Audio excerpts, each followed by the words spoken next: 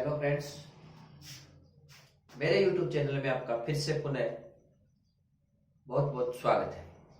जैसा कि अपन ने पिछले वीडियो में पढ़ा था कि दो फंक्शंस का अपन कंपोजिट फंक्शन फाइंड आउट कर रहे थे, तो उसमें कुछ बच्चों के किसी पर्टिकुलर पॉइंट में प्रॉब्लम्स आई थी जिसके लिए आपने दोबारा पूछा है, और उसी के लिए मैं ये आज जो आपकी जो समस्या है उनका समाधान करने के मकसद से वीडियो बना रहा हूँ।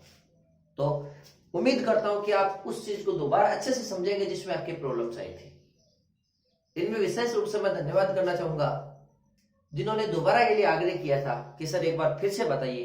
उन सभी का बहुत बहुत धन्यवाद, और तेजपाल जी सर का भी मैं बहुत बहुत आभारी रहूंगा कि उन्होंने इतना सहयोग और सपोर्ट किया, और उनके मार्गदर्शन मुझे हमेशा आगे मिलते रहेंगे। दूसरी चीज मैं आपको बताना चाहूंगा कि आज जो अपना जो वीडियो है ये उस पर्टिकुलर पॉइंट पर आधारित है जिस पर अपने को दो फंक्शन अपने पास में थे और एसोसिएटिव लॉ अर्थात साहचर्य नियम के बारे में, उनके बारे में अपने को इंफॉर्मेशन प्राप्त करनी थी कि आपको एक फलन f दे रखा है n से z g नॉट में, second g such that z not to q and h such that q to r। अब अपन इसके बारे में बात करना चाहिए कि क्वेश्चन क्या किया गया है कि ये जो तीन फंक्शन आपको दे रखे हैं इनमें एसोसिएटिव लॉ अर्थात साहचर्य नियम के बारे में अपने को इंफॉर्मेशन करनी है। सबसे पहले मैं आपको बता दूं एसोसिएटिव लॉ होता क्या है। इसके अंतर्गत होता है जैसे कि जो आपने एग्जांपल नंबर 6 लिया था वो दोबारा बताओ, तो ये एग्जांपल नंबर 6 ही बता रहा हूं मैं। तीन अपने पास में ए बी और सी तीनों को मैं ऐड करता हूं, तो ऐड करूंगा तो आपको पता है कि मैं शुरुआत वाली दो को एक साथ ले लूं, फिर उसमें तीसरी ऐड कर दूं, या मैं इन दो को एक साथ ले लूं और उसमें ये ऐड कर दूं, बात बराबर ही रहेगी। ये जो रूल है ये एसोसिएटिव लॉ कहलाता है। संयोजन का साहचर्य नियम के बारे में अपन बात करते थे कि साहचर्य नियम में दो को एक साथ ले लो फिर एक को छोड़ दो।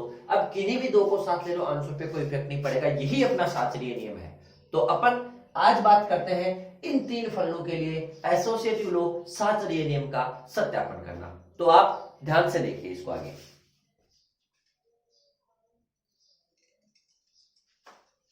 सबसे पहली बात, आप तीन को एक साथ ले, तो तीन को देखो एक साथ लेना है, देखो तीनों को करना है, लेकिन आप देखो गौर से, इसमें मैंने इन दो को एक साथ ले लिया और इसमें मैंने इन दो को एक साथ ले लिया, मतलब तीन को तो लेंगे लेकिन तीन से पहले आपको दो को एक साथ लेना पड़ेगा। कौन से दो को मैं एक साथ लूं पहले वो डिपेंड करता है, लेकिन यहां तो मैं किन्हीं दो को मैंने मेरी मर्जी से ले लिया, इसको भी ले लिया और इसको भी ले लिया। लेकिन यहां जो फंक्शन के कंपोजिशन फाइंड आउट कर रहे हैं अपन, कंपोजिशन पार्ट जो है उसके अंदर अपनी मर्जी से अपन किन्हीं दो को नहीं ले सकते।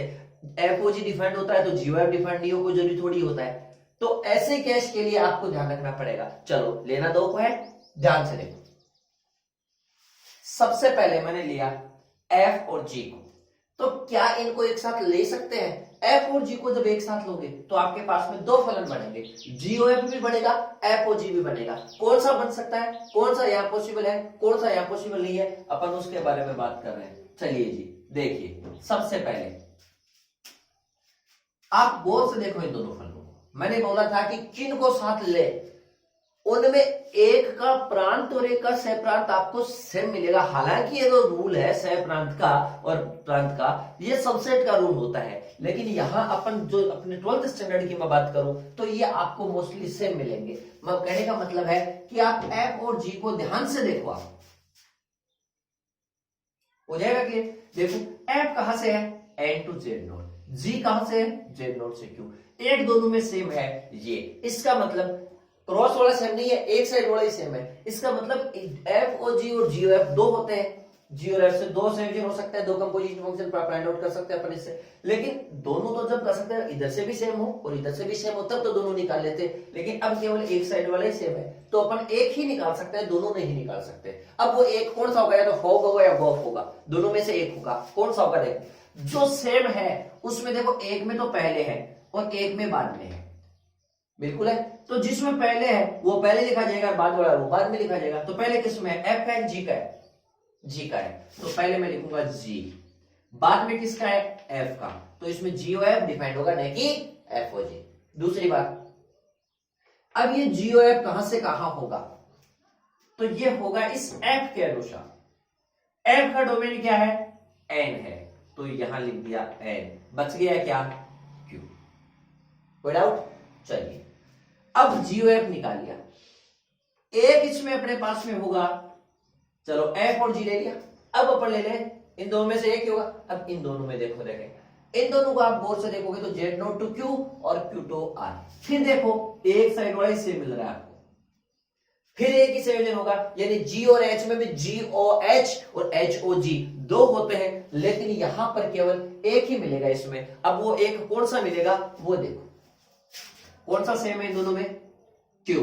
पहले किस में है? H में, तो पहले लिखूंगा मैं H, बाद में किस में है? G में। ये कहां से कहां तक होगा किसके अनुसार? G का। G का डोमेन, G का डोमेन है, G का प्रांत क्या बेटा? Z0। Z0 से कहा है ये? R में है, तो Z0 टू R हो गया कि नहीं हो गया? अब अपन आगे चले इसमें, अब इसमें आगे चले तो GOF निकालो पहले, तो क्या आएगा बोलो? GOFX is equal to G of fx। तो G ऑफ fx की वैल्यू बताओ क्या है? 2x। अब G में x की जगह 2x रिप्लेस करो, G क्या है?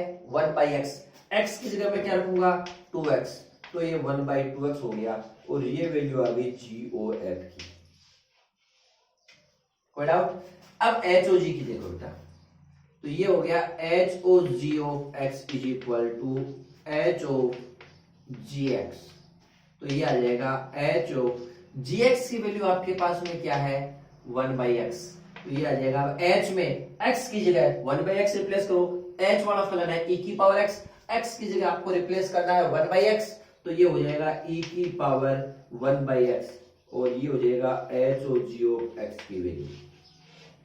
कोई डाउट नहीं है? चलो जी, F और G को ले लिया, G और H को ले लिया। अब सवाल है इन दो को ले लिया, इन दो को ले लिया। पहले और तीसरे में देखो, न तो इधर से सेम है Q और Z0, न इधर से है, तो ये पॉसिबल नहीं होगा। मतलब इन तीनों में से दो दो का अपन कंपोजिशन निकाले तो दो ही प्रकार से पॉसिबल है, और ये दोनों प्रकार अपन ने निकाल लिए। अब इससे आगे देखो, इससे आगे अपने पास में है थर्ड फंक्शन और लेना है अपने को एक। वो थर्ड कौन सा लेना है वो देखो, आप गौर से देखो कि थर्ड फंक्शन में GOF है, पहले अपन ने GOF ले लिया। कहां से कहां लिया GOF को? GOF कहां से कहां लिया? N से Q में लिया, तो मैं यहां N से Q लिख लेता हूं। फिर तीनों को लेना था, दो को ले लिया, कौन कौन से को? GOF को। फिर एक बच गया, जो बच गया वो कौन सा है? क्या बच गया वो देखो, आप बताओ क्या बचा है इसमें? एक बच गया, कौन सा बचा है? तो आप कहोगे सर H बच गया, H बच गया। चलो जी, H कहां से कहां तक है? भाई तीन को लेना था, दो दो को ले लिया अपन ने, कौन से दो को ले सकते हैं? अब बच गया H, तो H कहां से है बताओ?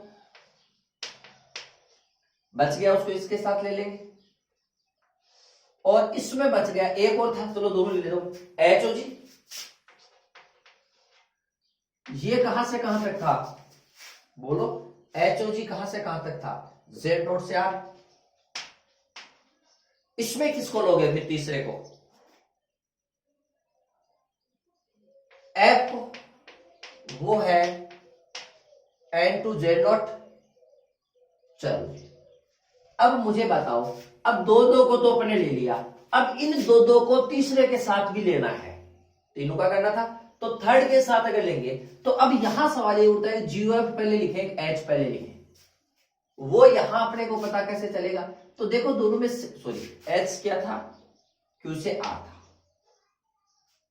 अब देखो कौन से को पहले लिखे, देखो देखें बताओ, ये सही मिल रहा है इधर से, तो पहले किस में है? Q से में, तो Q पहले है, एक में बाद में है, पहले किस में है? H में, तो यहां पहले लिखेंगे H, आगे लिखेंगे GOF। अब ये निकालेंगे अपन, ये कहां से कहां तक होगा बेटा बोलो?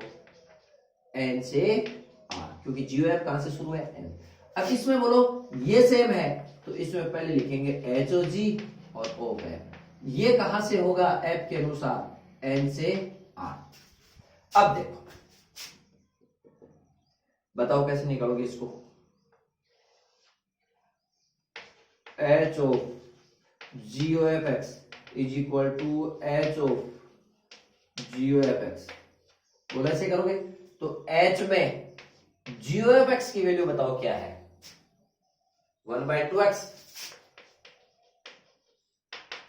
जी ओ एफ की वैल्यू 1/2x है। अब एच में x की जगह 1/2x रखो, x क्या है तो e की पावर x है, तो x की जगह 1/2x रखा, तो ये वैल्यू आ गई h of G O F X की वैल्यू। इसमें बोलो h और g एक साथ ऑफ f और x बराबर h और g तो एक साथ, और यहां fx हो गया, h और g तो एक साथ और fx की जगह अपने पास में हो गया 2x। अब h और g में x की जगह 2x रखो, h और g कहां है, ये रहा, e की पावर 1/x, तो e की पावर 1/x की जगह 2x रख दिया, ये h और g ऑफ f हो गया इक्वेशन नंबर सेकंड। अब आप देखो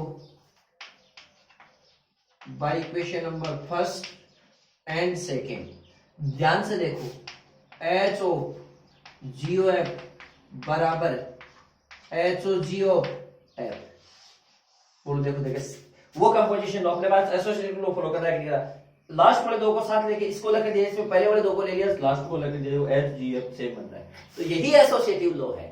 आप ध्यान से समझ लेना, आराम से करोगे समझ में आ जाएगा। बहुत बहुत धन्यवाद आपका। फिर भी अगर कोई समस्या आती रहे आप बार बार इसी तरीके से पूछते रहो, मैं आपका तुरंत समाधान करता रहूंगा।